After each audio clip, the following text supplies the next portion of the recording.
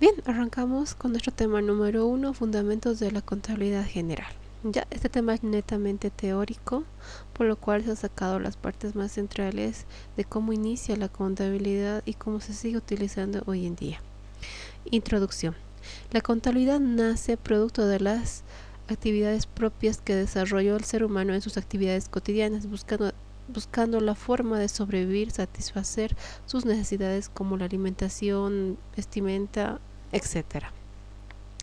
Por lo tanto, es importante comprender qué es una transacción u operación. ¿Qué es una transacción? Es la operación de compra o venta de bienes o servicios, sea al contado o al crédito, que al final involucra la erogación de recursos monetarios. En sí vamos a entender qué es una compra o venta de bienes. Por ejemplo, comprar o vender mercaderías, muebles, productos, bienes que se pueden tocar o palpar. Ahora bien, ¿qué es compra o venta de servicios? Por ejemplo, comprar o vender servicios de energía eléctrica, servicios de internet, servicios contables, servicios de transporte, etc. Continuando tenemos el título marco normativo. ¿Qué está dentro del marco normativo? El marco normativo de la contabilidad en Bolivia tiene como objetivo permitir la promoción y desarrollo de la actividad comercial y financiera en general, dentro del marco de las leyes, normas que tenemos en el país, de acuerdo al Código de Comercio.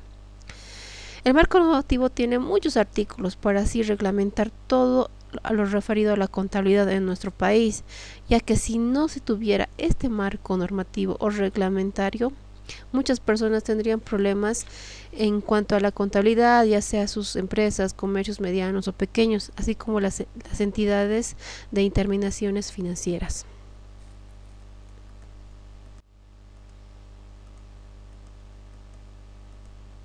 La historia de la contabilidad.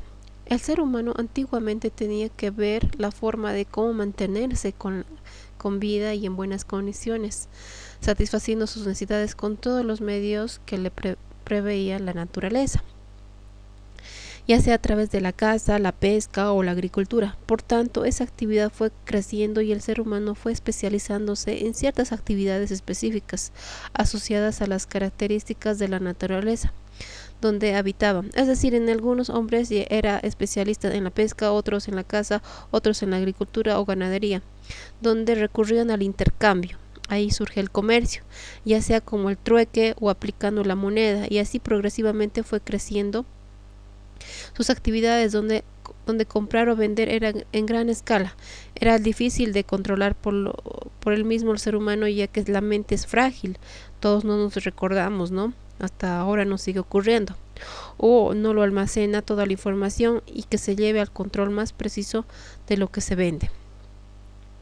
El ser humano tenía que recurrir a un medio que le pueda servir de recuerdo, es decir, nos referimos a llevar algún registro, por lo tanto se decidió anotar o registrar sus actividades en diferentes medios, como en las paredes, pizarras de piedra, papiros, quipus, cañas, etc. Entonces podemos decir que ahí nace la contabilidad, es decir, en esa acción de anotar o registrar, para que el ser humano a través de estos anotes o registros pueda controlar su negocio, pueda tomar decisiones al saber cuánto tiene, cuánto le deben y cuánto él debe a otras personas. Ahora vamos a hablar sobre el objetivo de la contabilidad. Es la de suministrar información de hechos económicos, financieros y sociales suscitado en una empresa u organización de forma continua, ordenada y sistemática, sobre la marcha de la misma, con relación a sus metas y objetivos trazados, con el fin de conocer sus resultados para una acertada toma de decisiones. Es por eso que según las normas internacionales de contabilidad, conocidas como las NIC, definen que los estados financieros tienen como objetivo suministrar información acerca de la situación financiera, del rendimiento financiero y de los flujos de efectivo de una entidad, que se utiliza a una amplia variedad de usuarios a la hora de tomar sus decisiones económicas. Los estados financieros también muestran los resultados de la gestión realizada por los administradores con los recursos que se le han sido confiados. Campos de acción de la contabilidad. La contabilidad tiene los siguientes campos de acción. Uno sería la tenudería de libros, otro la contabilidad propiamente dicha y la auditoría. En la tenudería de libros, la contabilidad se basa en normas y procedimientos y la utilización de libros contables con la ayuda informática a través de sistemas informáticos, softwares contables, que hoy en día los que más utilizamos es el Excel, que es el que más se está utilizando los contadores, y otros programas como el Sitcom, pero que son programas que nosotros compramos, ya que cuestan cierto monto de dinero. La contabilidad propiamente dicha, que quiere decir completa: sistemas contables, presentación de los estados financieros, confección de costos, preparación de presupuestos. Y la auditoría, la contabilidad al llegar al registro de las transacciones permite que estos puedan ser revisados o examinados mediante una auditoría. Cuando nosotros presentamos nuestros estados financieros a impuestos nacionales, si nuestra empresa lo llaman macro, entonces hay la norma de que se les tiene que hacer una auditoría, ¿okay? En ese tipo de auditoría van a ver si nosotros hemos hecho o estamos reflejando los resultados reales de la empresa o de la institución a las cuales nosotros como contadores hemos realizado la presentación de los estados financieros. Entonces a eso se les realizan las auditorías. Y si ustedes han visto, por ejemplo, en las públicas, por ejemplo en Entel, las alcaldías, se dice que realizan informes o dicen presentación de los estados financieros, y lo hacen público porque todo el mundo tiene que conocer en qué situación está la empresa, ¿no? Si tiene utilidad o está en pérdida, o mayormente de las empresas que son pertenecientes al Estado están en pérdidas, están en bancarrota, posiblemente pronto lleguen a cerrar. A eso es lo que más se refiere. Ahora vamos a ver qué es una empresa. Es una unidad económica o social, también llamada ente, compuesta por 3 elementos esenciales: recursos humanos, recursos materiales y recursos técnicos, que tiene como propósito cumplir un objetivo que puede ser lucrar, en sinónimo ganar, o simplemente cumplir una función de servicio social, que también puede ser ayudar. En eso estarían, por ejemplo, las ONGs, que no buscan lucrar, simplemente ayudar, ¿ya? Para tal entendido, vamos a reconocer que son recursos humanos. Recursos humanos se entiende por lo que es un administrador, podría ser un cocinero, digamos, si tuviéramos un ejemplo de un restaurante, ¿no? Un negocio de un restaurante. Entonces, para nosotros los recursos humanos, ¿qué son? El administrador, los cocineros, ayudantes, coperos, distribuidores, chofer, etcétera. Los recursos materiales, que pueden ser, digamos, si seguimos con el ejemplo del restaurante, necesitamos fideos, arroz, muebles, heladeras, vehículos, mesas, sillas, etcétera. A eso se refiere. Y los recursos técnicos, ¿a qué se refiere? Se necesitan sistemas informáticos, ya sea para el control y manejo de las facturas, control también de los pedidos que se realizan. Nos referimos más que todo a esto de ejemplo, incluso los días: lunes se prepara tal menú, martes tal menú. Entonces ahí ya coadyuva bastante los sistemas informativos, porque no todo va a estar en nuestra mente. Clasificación de las empresas. La clasificación de las empresas lo vamos a ver por su naturaleza o actividad. Dentro de estas se subclasifican 13, que son las industriales, las comerciales y las de servicios. Las industriales son empresas que transforman o extraen materias primas y pueden ser extractivas o manufactureras. Luego tenemos lo que son las comerciales. Estas son intermediarias entre el productor y consumidor. Su función primordial es la compra y venta de productos terminados. Esto lo tenemos a diario. Siempre va a haber un comprador y un consumidor, ¿no? Eso lo hacemos cada instante, a la tienda y a la farmacia. Entonces es una actividad del diario vivir. En cuanto a los de servicios, son aquellos que brindan un servicio a la comunidad que a su vez se clasifican en transporte, en turismo, instituciones financieras, servicios públicos, como ser el agua, la energía, comunicaciones.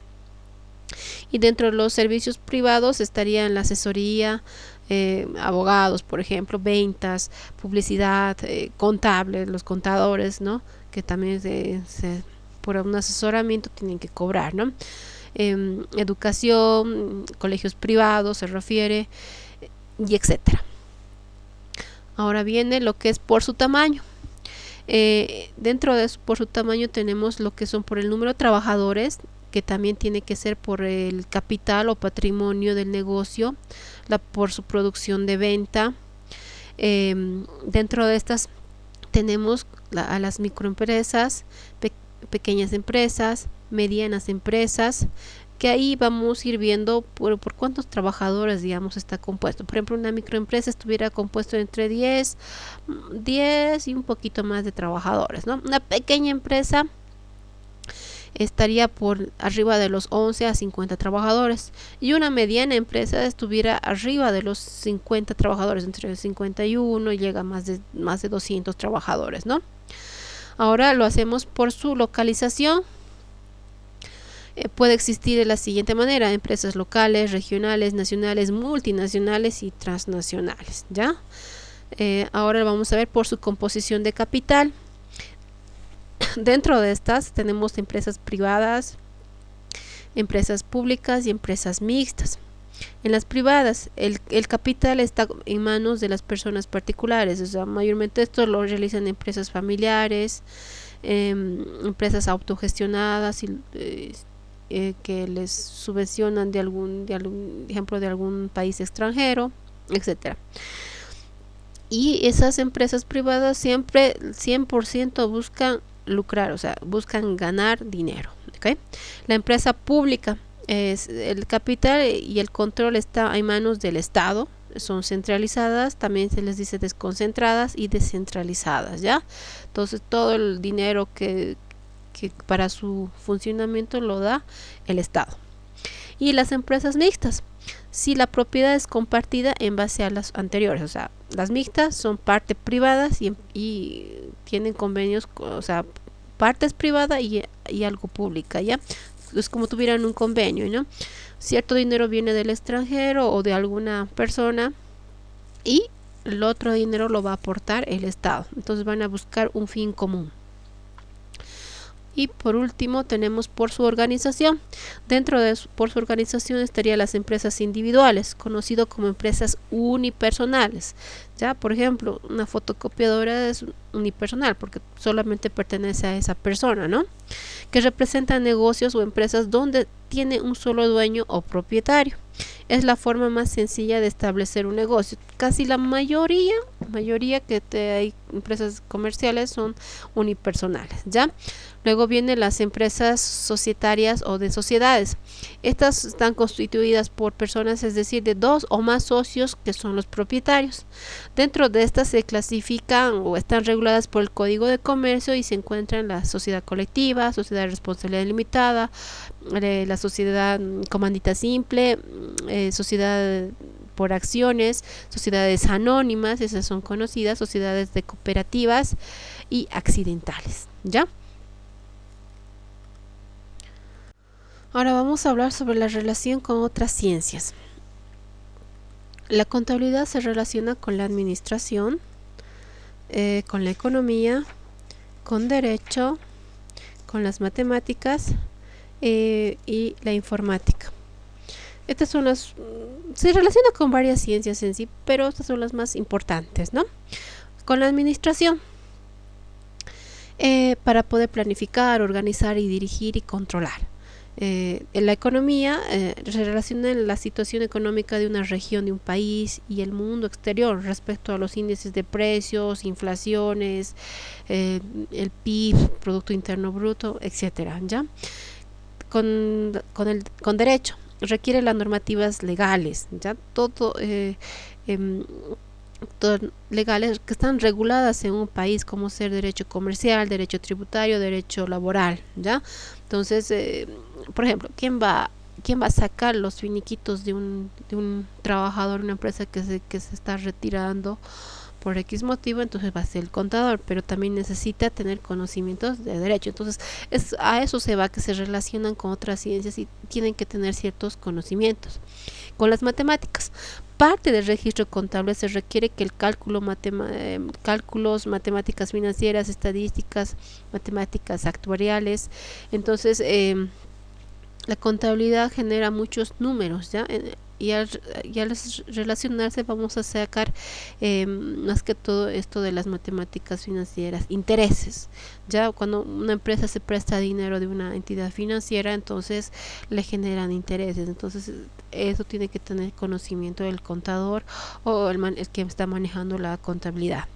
Con la informática, la tecnología y la informática hoy en día juegan un papel muy importante en la contabilidad a través del uso de programas, como habíamos hablado anteriormente, sobre los softwares que son informáticos contables, ¿no? Entonces, nosotros no somos tenemos una super memoria, siempre algún numerito o algún monto se nos puede ir. Entonces eso es lo que hoy en día está ayudando de gran manera, y la tecnología, ¿no? Entonces todo está archivado, ¿no? Un problema sería de que toda nuestra información se fuera, y entonces ya ahí